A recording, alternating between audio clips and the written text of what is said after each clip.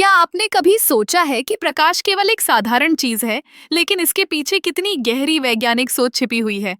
आइए, आज हम आइंस्टीन के फोटो इलेक्ट्रिक सिद्धांत के बारे में बात करते हैं। यह सिद्धांत हमें बताता है कि प्रकाश केवल तरंगों का समूह नहीं है, बल्कि यह कणों, जिसे हम फोटॉन कहते हैं, के रूप में भी व्यवहार करता है। आइंस्टीन ने 1982 तक की ताता से 160 में बाद इस सिद्धांत को प्रस्तुत किया और इसके लिए उन्हें 1921 में नोबेल पुरस्कार भी मिला।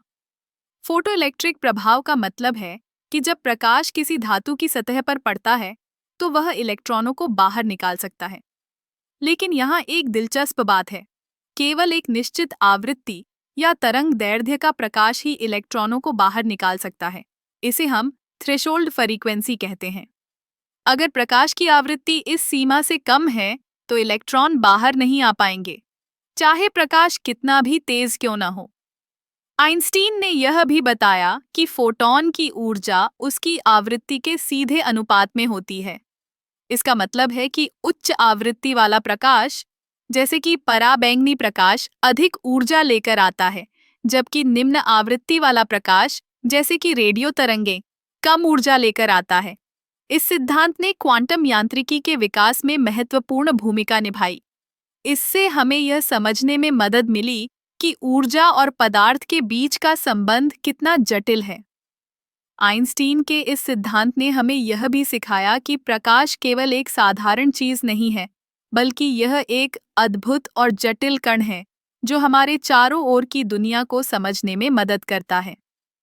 फोटो इलेक्ट्रिक सिद्धांत का एक और महत्वपूर्ण पहलू यह है कि यह तकनीकी विकास में भी सहायक रहा है।